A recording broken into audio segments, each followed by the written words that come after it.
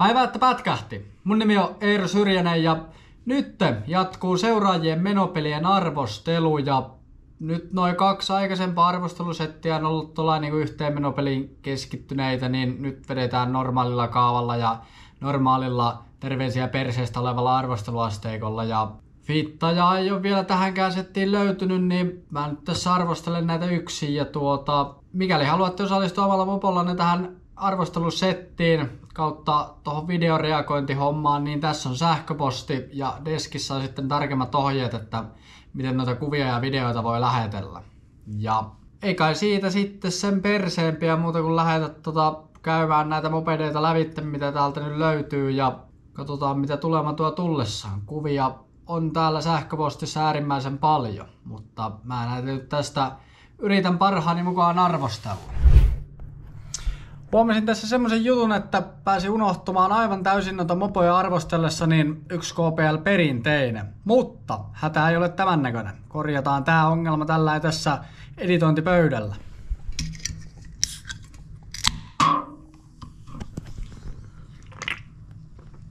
Ja sitten ei muuta kuin takaisin videon pariin.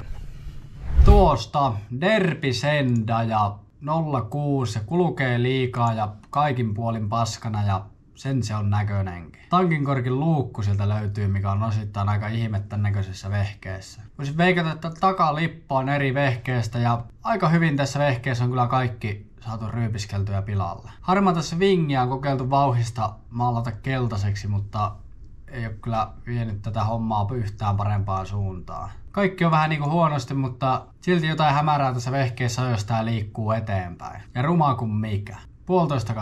1,5/10, koska tankinkorkin luukku ja on se nyt kuitenkin niinku mopon näköinen. SkyTeam Manki 50cc ja violetti mustalla värityksellä ja siellä on vähän leveämpää vannetta ja aika paljon reikiä niissä ja Orkis Mankin tanko, se on hyvä. Selkänojaa löytyy ja violetti on aika hyvä, mutta noi kromivanteet ei ole hyvät. Mutta alusta on kuitenkin kohtuu maltillinen tässä. Sentin tää 2 korkeimmat takaiskarit, mikä nyt ei kuitenkaan vielä vedä pilalle tätä koko systeemiä, niin tää on yllättävän hyvä ja siellä on itse asiassa varmaan kannessakin noita violetteja, pultteja, muttereita, koppia. Se on ihan yllättävän siisti yksityiskohta tässä ja tää heittää 5/10.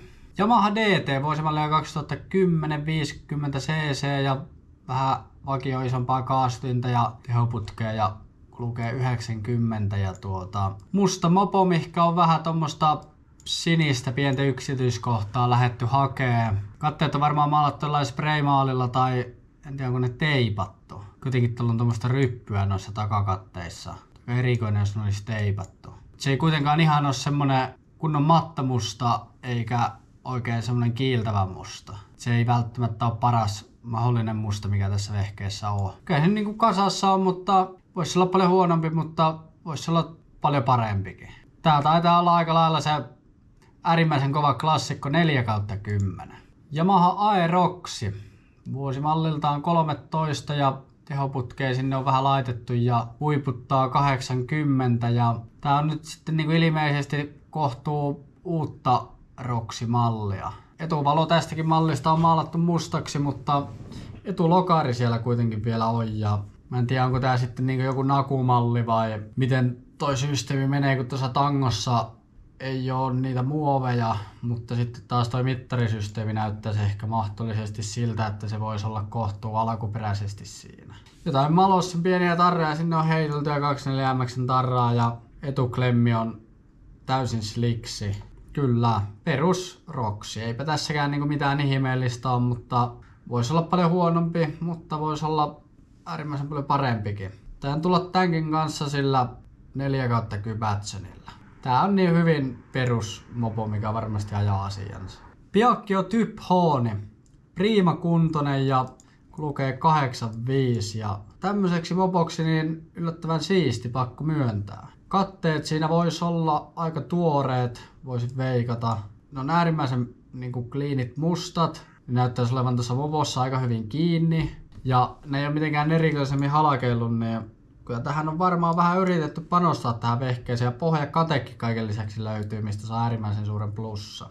Ja Piaggio skootterit ei nyt välttämättä ole ihan täysin se meikäläisen juttu, mutta kyllä tää nyt niinku on siistimpi kuin se aikaisempi Roxy. Niin tää heittää 4,7 kautta Kybatsoni. Ja muistutuksena tähän väliin, että noin numeroarvosanat ei ole mitenkään verrannollisia toisiinsa, vaikka välillä näitä saattaa ehkä verrata vähän tuohon edelliseen, mutta ei ole mitään muistikuvaa enää, että mitä noille ensimmäisille mopoille tuli annettua. Beta, vuosimallia 15 ja vähän siellä on isompaa pynttyä, isompaa kaasutinta ja tehoputkea ja vanteet on mallia haalistunut. Se on erikoinen, kun jostakin vanteista lähtee toi väri niinku tollain. Numerokilpi ja lisävalonet on tunnetusti paskaa ja muuten tääkin on aika tämmönen hyvin perus omalaatuinen punamusta mopo. Ne vanteet on kyllä tyhmän näköiset, kun niistä on lähtenyt toi väri. Kyllä se nyt kaikin puolin on kunnossa ja ihan tämmönen perussiisti peli, mutta ei se nyt mitenkään ole niinku massasta erottuva. Tää heittää 4,5 kautta Kybatsoni. KTM EXC 125 vuosimallia 15 Six Daysia löytyy käppäriä ja 320 levyä ja tehoputkea ja V-voimaa ja penkin päällinen ja omistajan mielestä ihana pyörä. Vähän toi konehuone on paskanen tai toi runko on paskanen tuolta moottori alapuolelta. Vanteet äärimmäisen hienot, koska ne on tollain puoliksi. Toi väri on semmonen kuin noissa vanteissa pitääkin olla. Juhis Racingin tarra liimattu tonne. Shoutout Juhis Racing. Muuten originelli teippisetti ilmeisesti ja käppäri tosiaan löytyy, mutta mitään reikää tohon lippaan ei ole tehty tai foot-huppisysteemiä tai jonkunnäköistä keulimarautaa. Ehkä vähän erikoinen valinta, mutta en tiedä onko tällä vähän niinku gummikin palannut, kun näyttää, että takaklemmi olisi aika sliksi. Kyllä, äärimmäisen perus KTM. Käppäri heitetty ja vanteet vaihdettu. Mutta ihan perussiisti peli tääkin. Tää heittää 5,4 kautta Kybatsoni. CPI SX vuosimallia 14, 70 pynttyä ja kuva on äärimmäisen huono. Tästä nyt sen näkee, että siinä ei numerokilpeä ole. Teippisetti siinä ehkä ilmeisesti on, mutta sitä ei nyt tästä kuvasta valitettavasti näe. Ja tää voisi olla periaatteessa ihan siistikin mopo, jos kuva olisi parempi, mutta koska kuva on tämmönen, että mopo ei näe, niin 2/10. Husqvarna SM kautta CR. SM rungolla ja CRn tekniikalla. Jonkunnäköistä customit teippisettiä sinne on lähdetty heittämään aika tommonen niinku maltillinen perustyylinen teippisetti. Yleisilmeeltään niin äärimmäisen kliini peli. Se on varmaan aika juuri kokenut jonkunnäköisen projektoinnin. Ja vanteet nyt on hopeet, mikä ei oikein meikäläistä miellytä. Swingi on kiillotettu. Onhan se siisti, mutta mä en nyt oikein noista kiillotushommista välitä. Sillä on vähän MG-koppaa ja pakoputkea kiilloteltu kyllä. Ja punaista pientä yksityiskohtaa löytyy. Kyllä se niinku kaikin puolin aika siisti peli on. Tää heittää 5,8 kautta Kybatsoni, vaikka tää nyt ei ihan täysin meikäläistä miellytä, mutta on siisti. On kaikin puolin siisti peli ja mitään hito hämärää ei nyt ainakaan tällä meikäläisen zoomailulla osu silmään tästä vehkeestä. Yamaha YZ vuosimallia 12 ja kuutio tilavuudeltaan 85 ja tehoputki löytyy ja huiput on 110, mutta mä nyt tiedä sitten, että onko tämmöisessä rossipyörässä noilla huipulla mitään merkitystä. Harvoin sitä tulee kyllä rossista mitään tietämättä niin ajettua radalla 110. Voisin veikata. Kuva on niinku periaatteessa hyvä, mutta äärimmäisen epäselevä. Perus 85 rossipyörä tämäkin vehe, eipä tässä mitään erikoista ole. Kohtuu tuoda tehopakoputki, sitä varmaan löytyy, koska se on aika kiiltävä vielä. Mutta eipä näissä 85 edelleenkään ole mitään erikoista, niin se on sen 4,5 kautta Kybatsoni. Derby GPR 125 2 tahtia, vuosimallia 07 ja tekniikka on perus täystehoinen ja piikkidetsin tekniikalla. Tai siis se on niinku vakiona piikkidetsin tekniikka. Huiput on 158 ja kuva on hiton paska. Mä en tiennytkään, että nykypäivänä voi näin huonolaatuisia kuvia ottaa. Paha sitä on tästä lähteä zoomailemaan ja sanoa, että mikä siinä on homman nimi, mutta kyllä nyt kuitenkin ihan tuommoiselta kyykkymallin 2-tahtikivääriltä näyttää. 3/10, koska tässäkin on toi kuva niin hito huono. HMCRM vuosimallia 13 ja sitä on omaan silmään laiteltu nätiksi ja projektoitu ja maalaltu ja custom tarrasarjaa ja sen sellaista. Ja tekniikka on lähellä vakioon, mutta kuitenkin jonkun verran semmoista pikku skikkailua. Ja tulevaisuuden haaveena on kuulemma isompi sylinteri ja tästä puuttuu nyt kyllä minun mielestä magneetto tästä vehkeestä. Katteissa on nipsu. Se on viksu ja äärimmäisen siisti. Muuten nuo katteet ja raidat sun muut niin äärimmäisen perussetti, mutta nipsusta iso plussa. Killotettu vanteen reunustaa. Mä en oikeastaan ole varma, onko näissä HM:issä vakiona tommonen killotettu vanteen reunus, koska äärimmäisen monessa vehkeessä semmonen on.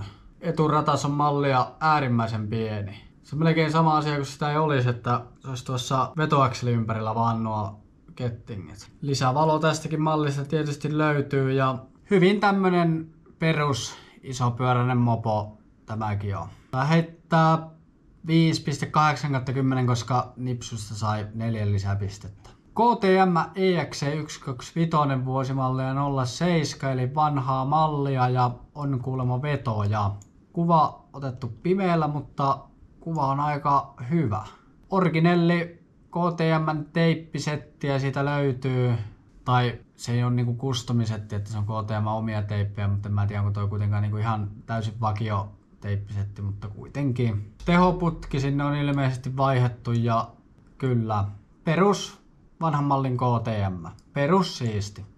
5/10. 125 Honda CRF vuosimallia 21 ja aurinko paistaa sillä hienosti taustalla, mutta se nyt vähän ehkä vie tätä kuvan laatua ja muutama Stunt Freaks-tiimin tarra sinne on liimattu takakatteeseen ja Orkis Honda. Tää on semmonen vehje, millä en oo kyllä ikänä ajanut. Semmosta 110 mä oon joskus testaillut, mutta en tiedä kyllä yhtään, että minkälainen peli tämmönen 125 olisi. Veikkaan, että aika paljon kireempi kuitenkin kuin joku tämmöset Mankitype 125 minirossarit, mutta ei tääkään nyt välttämättä mikään äärimmäisen tykkipeli kuitenkaan ole, koska tääkin on ilmeisesti ilmajäähykoneella.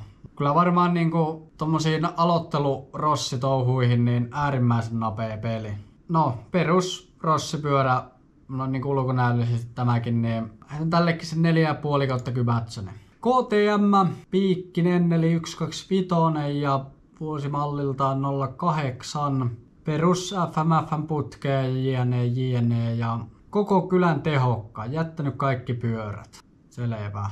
Kultaisilla vanteilla, harmaat keskiöt, kiiltävät pinnat tai kiiltävät keskiöksi oikeastaan taitaa olla. Pieni etulevy, sitä nyt täytyy valitettavasti antaa miinusta. Ketjut ja rattaat voisi olla aika tuoreen näköiset, siitä saa plussapistää. Hyvin perus KTM. On tää nyt vähän ehkä tylsä, kun tässä ei ole mitään teippejä. Tai tää on niinku semmoseksi täysmustaksikin vähän jotenkin ehkä liian värikäs, että se tekisi sitä hienoa. Ehkä karvan verran niinku keskiverto KTM tylsempi peli, niin tai heittää 4,9/10 tälle vehkeelle. Kyllä, nyt on taas menopelejä jokunen kappale arvosteltu ja tää oli nyt tosiaan tämmönen perus sekalainen arvostelusetti ja heittäkää kommenttia, että onko tämmöiset sekalaiset arvostelusetit parempia vai pitäisikö keskittyä aina johonkin niinku yhteen menopeliin. Ja heittäkää muutenkin tuonne kommenttikenttään vähän mielipidettä, että mitä mieltä olitte tästä videosta ja mikäli haluatte osallistua omalla menopelillänne tähän arvostelusettiin, niin tässä on sähköposti ja niitä voi sinne lähetellä ja mä niitä sieltä mahdollisimman paljon yritän arvostella ja yritän saada niin kuin kaikkien menopelit arvosteltua, vaikka se nyt ei välttämättä ole ehkä mahdollista, mutta kaikki mä yritän. Arvosteluasteikko on tunnetusti terveisiä perseestä, niin sitä ei kannata hirveän tosissaan ottaa. Noin numeroarvosanat on ihan perseestä, niitäkään ei kannata ottaa tosissaan. Ja jos joku mopo on mun mielestä hieno, niin se voi jonkun toisen mielestä olla hieno, niin sitäkään ei kannata mieltänsä pahoittaa. Ja kyllä tää sitten alkaa nyt tältä erää oleen tässä. Tilakkaa tää meikäläisen YouTube-kanava. Menkää seuraamaan Instagramissa ja Snapchatissa ja mikä ostaa fanimertsiä. Linkki tossa ylhäällä ja kyllä, näihin kuvia tunnelmiin. Kiitos, hei! Don't let it rain on your spark. Keep it close to your heart. All of the pressure's gonna drive you crazy. Close your eyes to the